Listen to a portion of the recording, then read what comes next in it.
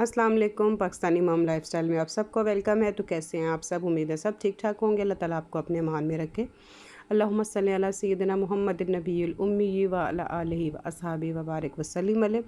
Welcome to my another vlog में आपने title से देख लिया होगा कि जी मैं आज आपको अपनी थायराइड की स्टोरी सुनाऊंगी। लोग कितने परियां पुरियां दी कहानियाँ सुनाते हैं, जिससे थायराइड की तुहानू स्टोरी सुनाएंगे। साथ साथ हम हांडी रोटी भी कर लेंगे। खाने में जी मैं बना रही हूँ आज कलेजी।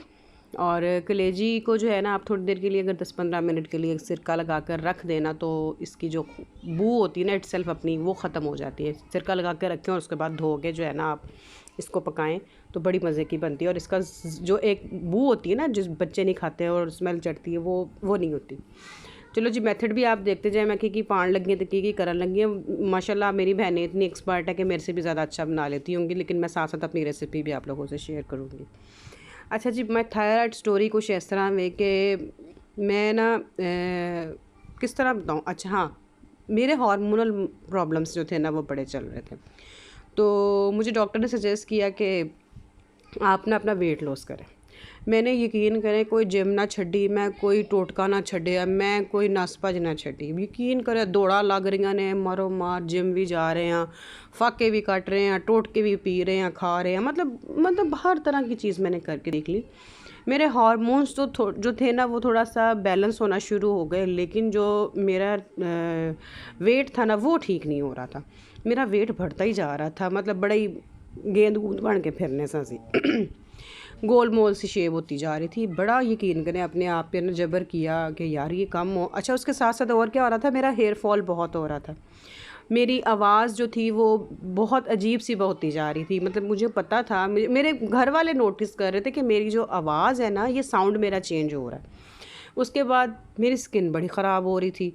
अब ये सारी चीज़ें मैंने डॉक्टर को डिस्कस की तो उन्होंने कहा नहीं, आपने डाइटिंग भी की है, आपने बड़ा कुछ छोड़ा है, स्किप किया है, रोटी नहीं खानी, चौल नहीं खाना, तेल नहीं खाना थे, चीनी नहीं खानी थे। मतलब एक आपकी बॉडी जो है ना उन चीज़ों की आदी हो चुकी होती है। लेकिन जब आप हर चीज़ अपनी ज़िंदगी से निकाल देंगे ना तो फिर कुछ ना कुछ तो साइड इफ़ेक्ट्स आएंगे ना। तो उसने कहा पॉसिबल है, हो सकता है कि आपकी जो अंदर न्यूट्रिशंस हैं वो कम हो रहे हैं, जिसकी वजह से आपके साथ ये प्रॉब्लम्स हो रहे हैं कि आपका हेयर फॉल भी कम हो रहा है। तो आप साथ में मल्टी वाइटामिन लगा लें। लै भाई मैं एक शीशी होर फाड़ ली, मतलब दवाइयों में एक और चीज़ एक और दवाई असी ऐड कर ली, मल्टी वाइटामिनस भी। लेकिन ना स्किन का तो बेड़ा ही गर्क हो गया। मैंने पहले भी अपनी वीडियोस में बताया हुआ कि मेरी स्किन जो है ना, मतलब कह लें कि बहुत ही अजीबोगरीब किस्म की स्किन हो चुकी हुई थी मेरी, कि मेरे स्किन पे कोई चीज़ सूट नहीं करती थी। ना मैं कोई मेकअप कर सकनी सा, ना मैं मुँह तो कोई डे नाइट क्रीम ला सकनी सा। मैं ईवन साबण ना मुँह धोना भी छड्ड दिता सी। उन्होंने कहना बाजी किड्डी तुसी साबण ना मुँह भी नहीं धोंदे मतलब मेरी प्रॉब्लम थी, मैं नहीं कर सकती थी।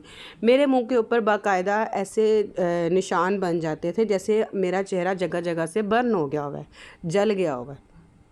मैं बड़ी परेशान। एक अगले दिन कोई फंक्शन है तो एक दिन पहले जे असी मूँह नूं कुछ कर लिया तो फिर तो असी फंक्शन ते जान जोगे रहे कोई ना। तो जे असी फंक्शन ते जाने वास्ते कुछ भी नहीं किया और मेकअप कर लिया तो फिर हम जब आके मेकअप धोया तो वो, बल्कि ड्यूरिंग मेकअप ही मेरी स्किन जो थी ना फूलना शुरू हो जाती थी। फूलती पता क्या सी, जिस तरह खमीरा आटा होता है।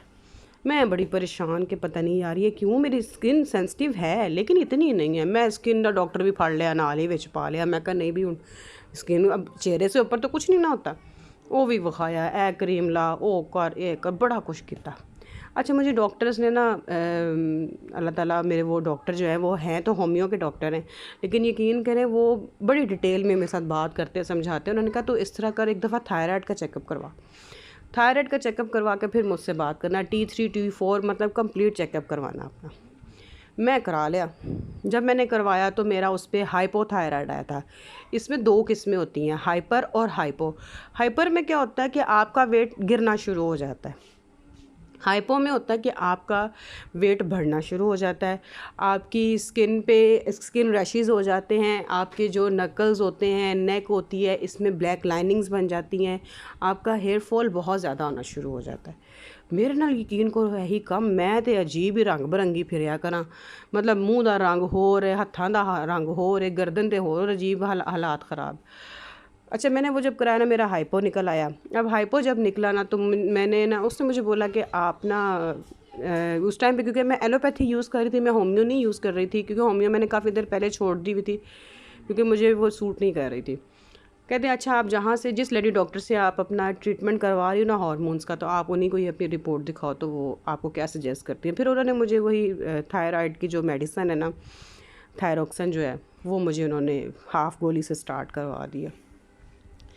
अब मैंने वो हाफ़ गोली जो है ना 6 महीने तक खाई। अब जिसको भी मतलब मेरी सिस्टर हैं वो डॉक्टर फार्मेसी हैं, वो उन्होंने भी मुझे बताया कि आप ही एक दफ़ा ये गोली लग गई तो फिर छुटनी नहीं है, कोशिश करो कि किसी तरीके से नॉर्मलाइज़ हो, थायराइड को नॉर्मल करने की कोशिश करो, अपनी डाइट को चेंज करो, कुछ इस तरह। मैं कहा भाई मैं तो पहले अपनी डाइट ना बिल्कुल ख़त्म कर चुकी हूँ, तो अब मैं और क्या करूँ। अल्लाह का नाम लेकर लगा ली, और सब ने मुझे यही जो मतलब सुनता था ना मेरी हिस्ट्री है, जिसको पता चलता था कि भी मेरे साथ ये प्रॉब्लम है, जो मुझे मतलब जो जानते थे वो सुनते थे, कहते देखते थे मेरी रिपोर्ट्स या मैं डिस्कस कभी करती तो वो यही कहते थे भाई थायराइड जड़ा ना ठीक नहीं होना, और थायरोक्सिन जिसको लग गई ना वो नहीं छूटती। अच्छा मैंने यहाँ पे दही में पता क्या डाला, दही में मैंने ना वो सौंफ और ज़ीरा और अजवाइन क्रश करके डाली थी, बाकी मसाले वही हैं, और मैंने तिक्का मसाला डाला है, ठीक है।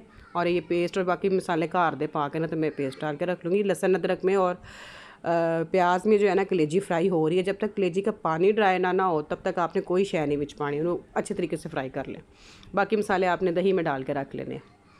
अच्छा फिर ना मुझे सब ने कहना भाई अब तुझे गोली लग गई है, अब ये छुटनी नहीं है, इसका तो ये साइड इफ़ेक्ट है, इसका तो वो, इसका तो फलाना, अब तेरा वेट भी वैसे कम हो जाएगा।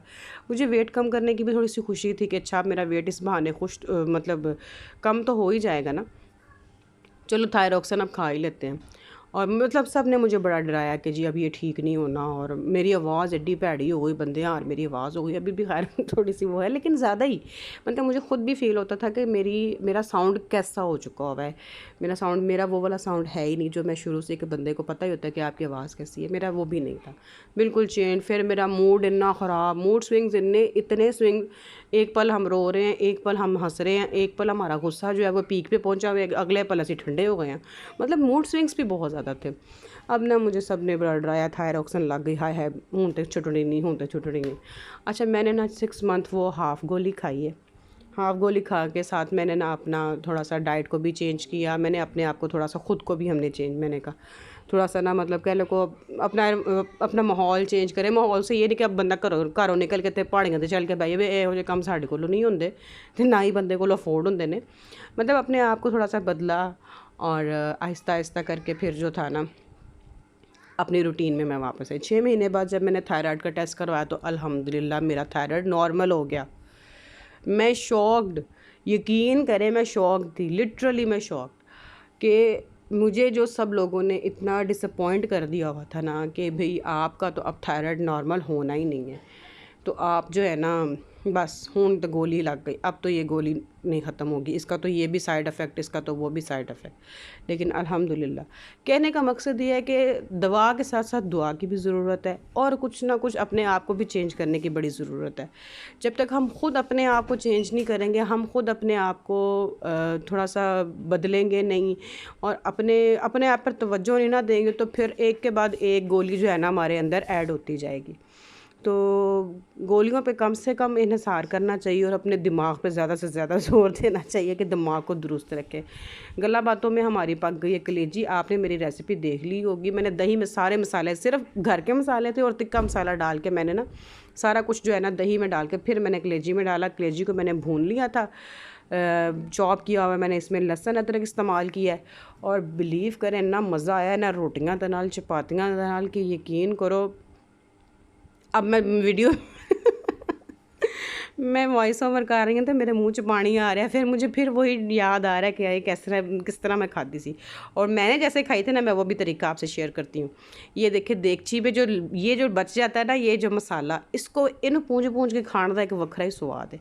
मैंने अब इसके ऊपर अपनी सारी रोटी को ना साफ़ किया, अपनी रोटी के साथ सारी देगची साफ़ की, ये देखना मसाला रोटी बन गई, और फिर इसके ऊपर मैंने डाल के कलेजी जब खाई ना, ओए होए होए होए, कसमें ट्राई करना किसी दिन, तो बड़ा मज़ा आएगा।